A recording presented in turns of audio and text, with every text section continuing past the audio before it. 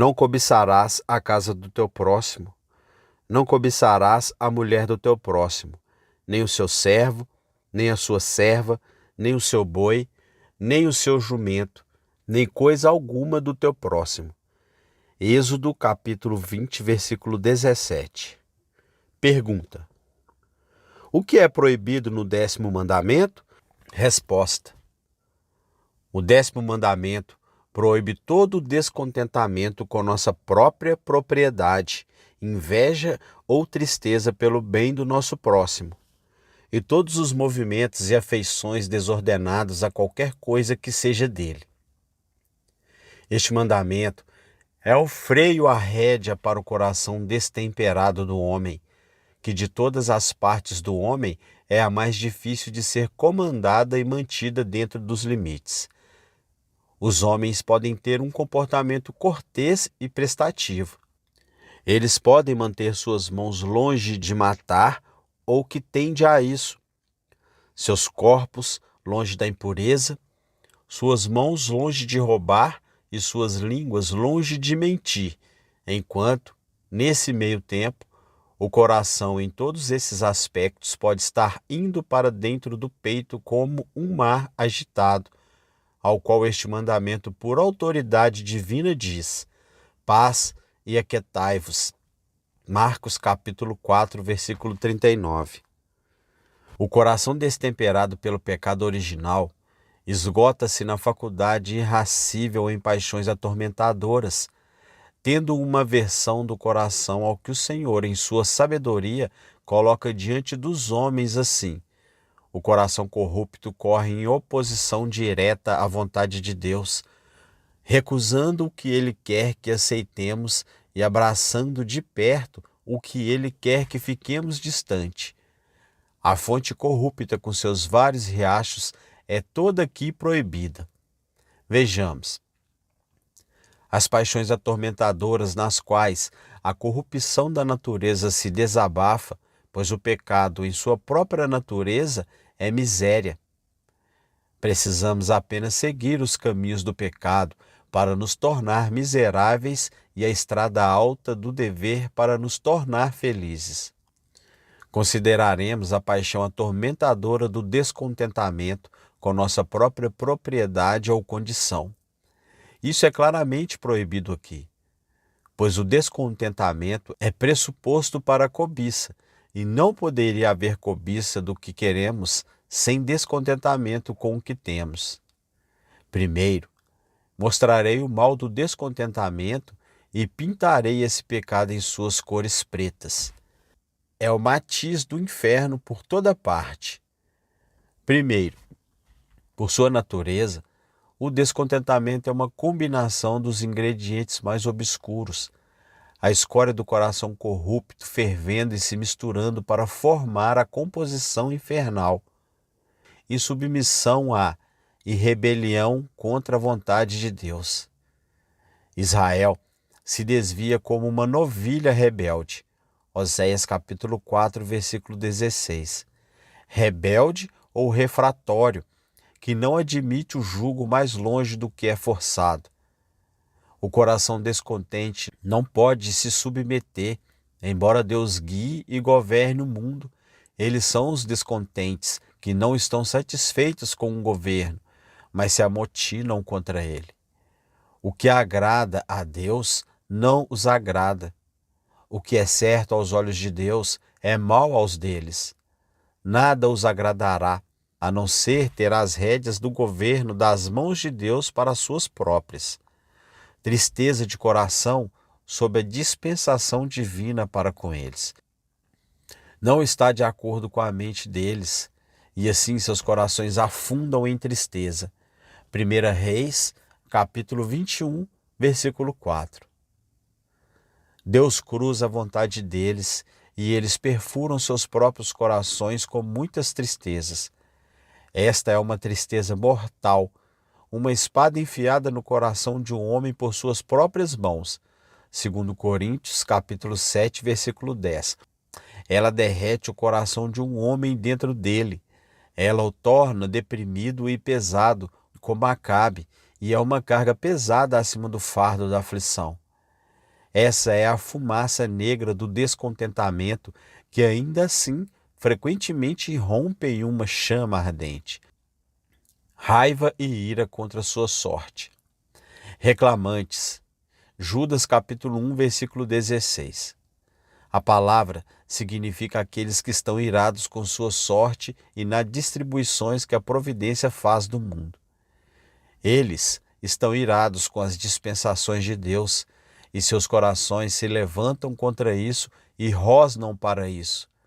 Esta é uma raiva inquietante, pela qual os homens se inquietam e se aborrecem em vão, como homens batendo suas cabeças contra a parede. A parede permanece imóvel, mas suas cabeças estão feridas. Por fim, há um tempero de blasfêmia de coração nisso. Descontentamento. Ataca muito diretamente contra Deus, o governador do mundo, e acusa sua administração. Como evidência disso, às vezes irrompe em palavras. Vossas palavras foram duras contra mim, diz o Senhor. Vós dissestes: é inútil servir a Deus, e que proveito há em termos guardado a sua ordenança? Malaquias capítulo 3, versículo 13 e 14. O descontentamento acusa, primeiro, de loucura, como se ele não fosse sábio o suficiente para governar o mundo. A pessoa irritadiça e descontente, em sua falsa luz, vê muitas falhas na conduta da providência e finge dizer a Deus como ele pode corrigir sua obra e como ela seria melhor. Segundo, de injustiça, como se ele nos tivesse feito mal. O juiz de toda a terra não pode deixar de fazer o certo. Ele não pode ser subornado nem tendencioso. No entanto, o coração descontente se levanta contra ele e o blasfema como um respeitador de pessoas. Se merecemos o mal em nossa sorte, não há mal algum feito a nós. Por que então reclamamos? E para encher a medida, ele o acusa, terceiro, de crueldade. Jó, em um acesso de descontentamento, fala: tu te tornastes cruel para mim. Jó capítulo 30, versículo 21. Assim, a própria bondade é blasfemada pelos descontentes, que se comportam como se estivessem sob as mãos de um tirano implacável que se divertiria com a miséria de alguém. O descontentamento enche o coração com pensamentos negros e duros de Deus e o representa como um mestre rígido e um senhor cruel. Caso contrário, as pessoas colocariam a mão na boca e ficariam contentes. Assim, vocês veem a imagem do descontentamento. Não parece muito negro? Há onças e libras de rebelião contra a vontade de Deus. Há tristeza mortal, raiva inquietante e horrenda blasfêmia do coração nela, enquanto não há um grão de religião ou razão que entre nessa composição infernal. Se alguém a tomasse como uma descrição do inferno, não estaria muito longe, pois a verdade é que o descontentamento é um inferno no seio e um emblema vivo do poço das trevas.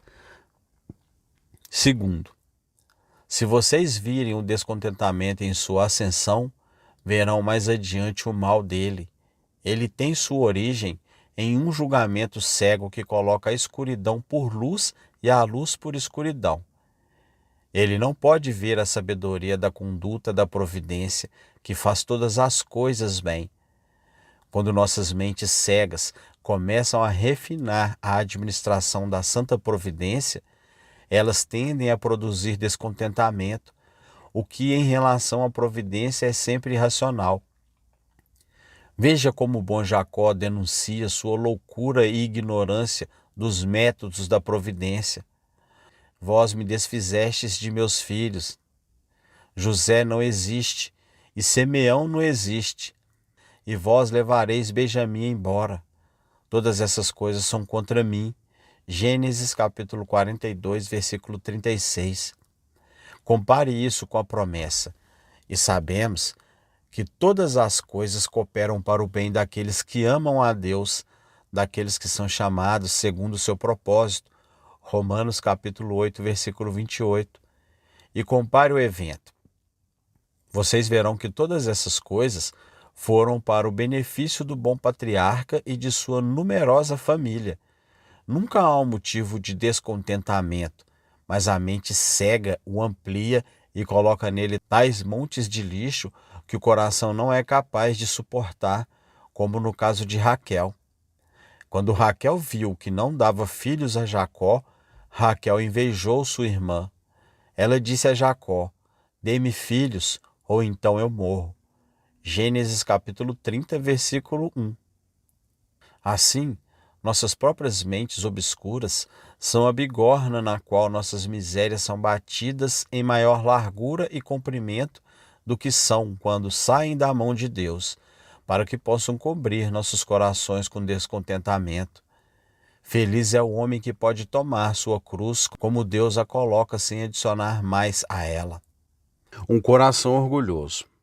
O orgulho de Ramã o descontentava por falta de reverências e encolhimentos de Mordecai. Esté capítulo 3, versículo 2 e 5. O que nunca teria incomodado um homem humilde. Um coração orgulhoso é um coração largo. Provérbios capítulo 28, versículo 25. Pouco não o preencherá. Demora muito para dizer, basta. Então ele produz descontentamento nativamente.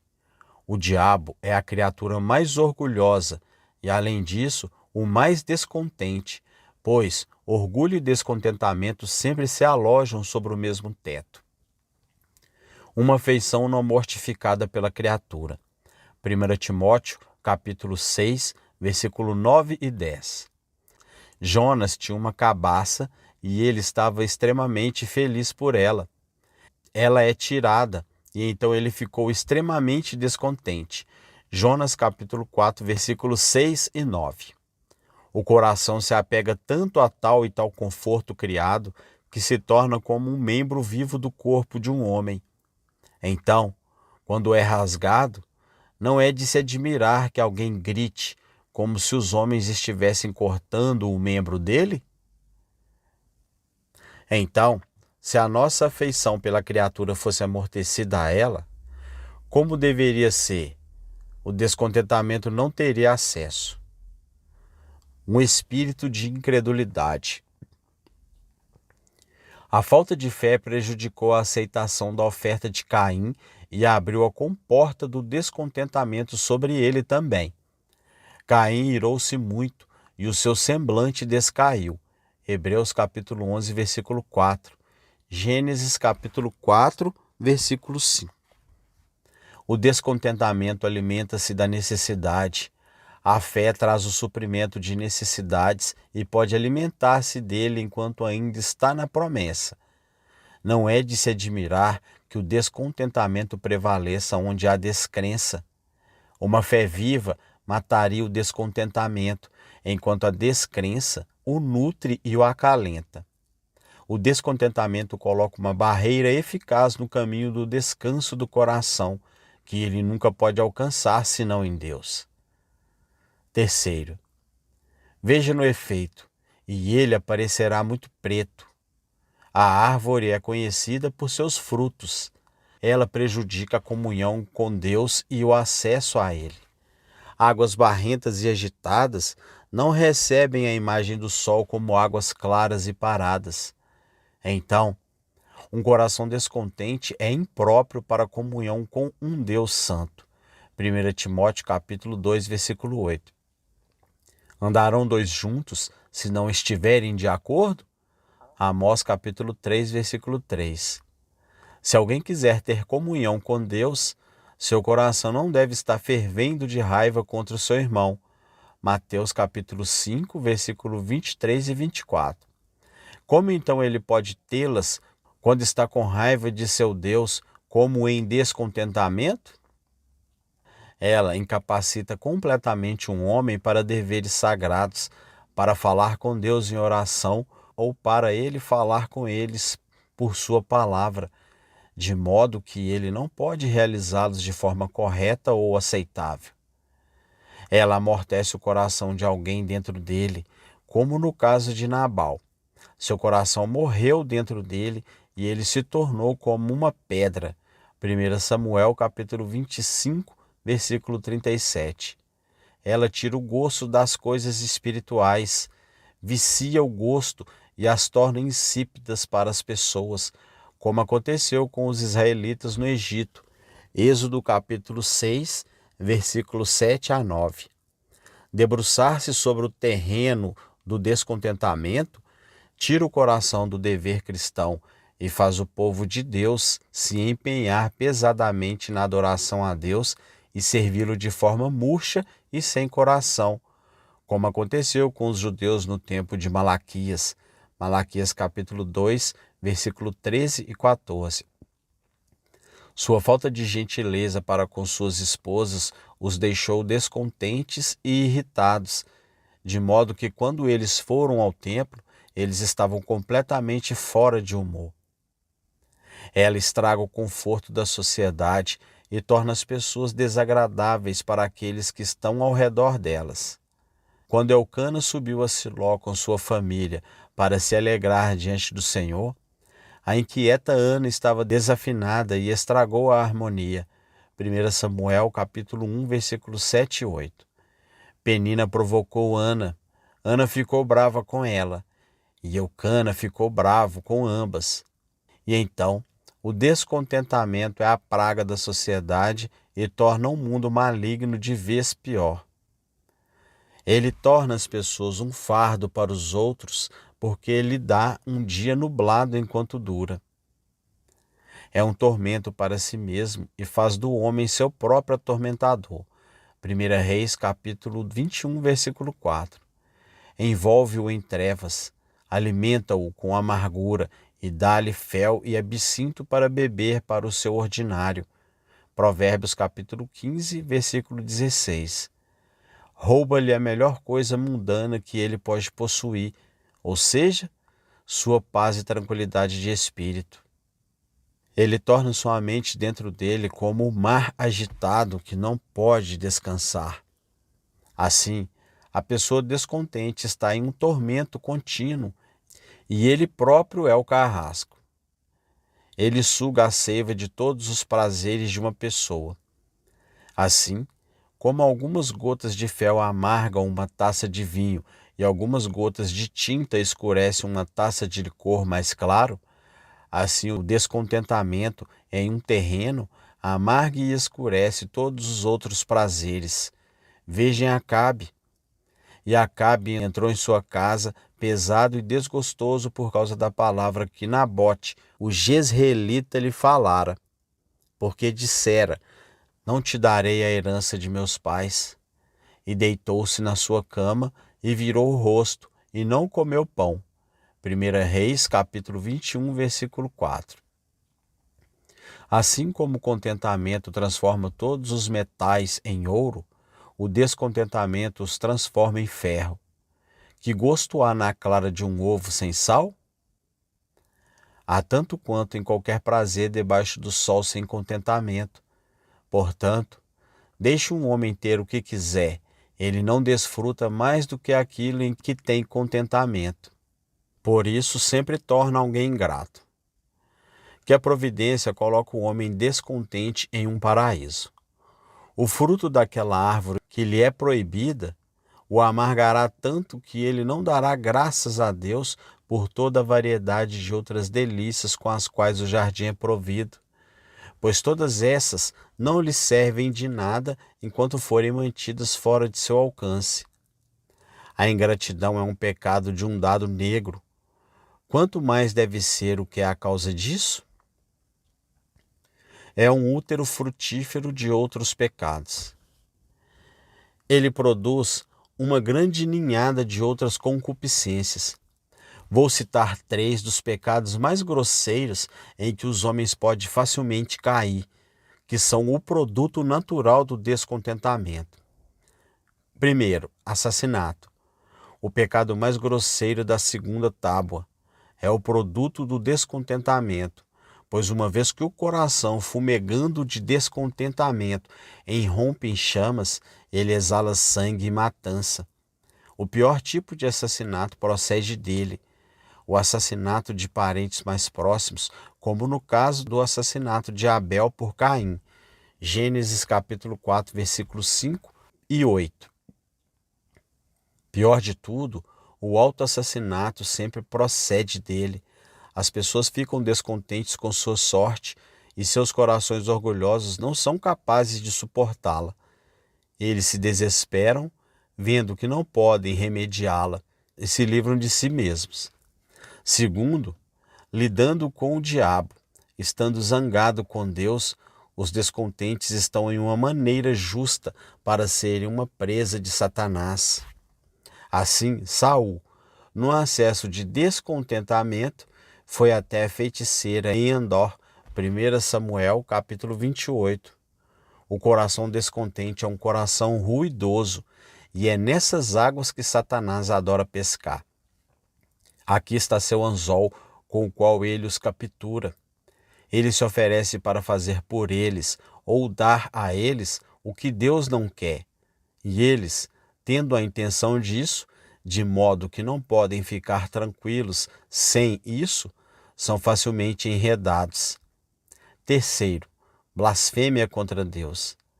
O pecado mais grosseiro da primeira tábua, pois desse tipo é o pecado imperdoável. O descontentamento é, em sua própria natureza, uma blasfêmia prática. Portanto, quando chega a um ponto alto, ele irrompe em blasfêmia aberta, como naquela boca abominável. Eis que este mal é do Senhor. Que esperarei ainda do Senhor? 2 Reis, capítulo 6, versículo 33. Por estarem irados com Deus, as pessoas começam a brigar com ele e murmurar contra ele. É difícil falar e falar direto sobre grandes pressões. Esses efeitos podem nos convencer do mal excessivo dessa raiz de amargura. Por fim, veja-o nas qualidades que concordam com ele, que não estão em muitos outros pecados. Nomearei os seguintes. O descontentamento é o rebelde notório no reino da providência. Deus criou o mundo, reivindica o governo dele somente para si mesmo. Mas os descontentes vão atrás para arrancar as rédeas do governo de sua mão. O descontentamento trava guerra com o governador do mundo e luta com ele, como se o barro lutasse com um oleiro e dissesse: "Por que me fizestes assim?" Romanos capítulo 9, versículo 20. O descontentamento é um peculiar desprezador do reino da graça. Há uma malignidade particular nele contra a graça do Evangelho, pois ele lança desprezo a Deus, ao céu e a toda a cumpra de Cristo, que é declarada no Evangelho para preencher o espaço do que faltava ao descontente. Êxodo capítulo 6, versículos 7 e 9. É verdade, outras concupiscências também o fazem, como a cobiça, a sensualidade e a profanação. Mas aqui está a diferença. Essas concupiscências têm uma isca de lucro ou prazer com elas e têm algo para colocar no lugar das coisas espirituais. O descontentamento não tem isca com ele ou qualquer coisa para colocar no lugar delas. O descontente prefere definhar-se em qualquer conforto do que tirá-lo do Evangelho. O descontentamento segue os homens e continuará com eles no reino das trevas para sempre. Existem algumas concupiscências para as quais os homens não têm utilidade além da linha do tempo. Os cobiçosos desprezarão seu ouro, dinheiro e riqueza no inferno. A pessoa impura, seus companheiros imundos, etc. Mas quando os descontentes morrerem sem arrependimento, suas obras os seguirão até o abismo. No inferno, eles ficarão descontentes para sempre, sem a menor interrupção. Eles nunca mais darão um sorriso, mas uma nuvem eterna de escuridão estará em seu semblante.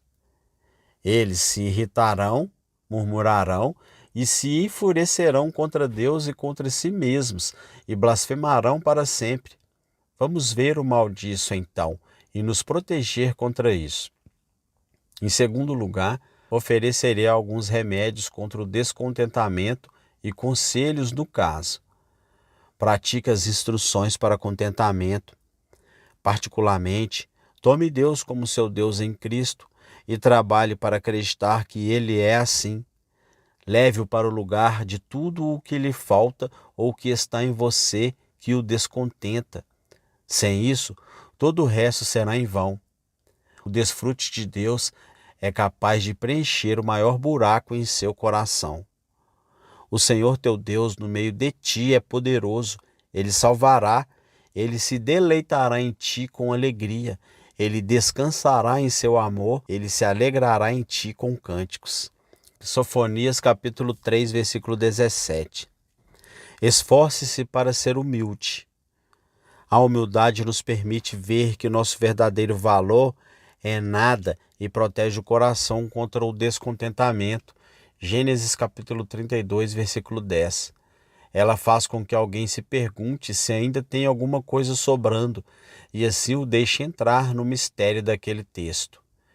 Em tudo dai graças, porque esta é a vontade de Deus em Cristo Jesus para convosco. 1 Tessalonicenses capítulo 5, versículo 18. Aquele que está convencido de que merece a morte não ficará descontente com o banimento. E aquele que acredita que merece perder a presença de Deus para sempre, colocará a mão na boca sob perdas temporais. Não se detenha em suas cruzes, pois isso só gera e alimenta o descontentamento. Salmos capítulo 39, versículo 3. Volte seus olhos para as suas misericórdias que você desfruta e seja grato. Seja muito exercitado em deveres religiosos. Ajoelhe-se frequentemente e derrame em seus corações diante do Senhor. Contem a Ele todas as suas necessidades. Isso deu a Ana um doce alívio. 1 Samuel capítulo 1, versículo 18. Vá frequentemente às suas Bíblias e ouça as boas novas de lá, do país distante. Há fontes de consolo lá que uma pessoa nunca prova até que seja trazida à condição para a qual foi colocada lá. Contenha o descontentamento assim que ele começar a aparecer. Corte-o pela raiz, pois é um fogo que ganha força ao continuar e se espalhar. O descontentamento é uma luta com Deus e é como uma saída de águas que, por menor que seja no começo, cresce até uma grandeza monstruosa se não for remediada. Por fim, viva pela fé. Esse é o melhor preservativo contra o descontentamento. A fé mantém a alma em todos os eventos nas promessas e dá uma visão favorável de todas as cruzes e aflições, como tendes ao bem da parte. A fé se apega às coisas invisíveis como a grande porção e, assim, diminui o cuidado com as coisas do mundo. Em uma palavra, a fé encontra tudo o que precisa em Deus. Assim, muito do descontentamento.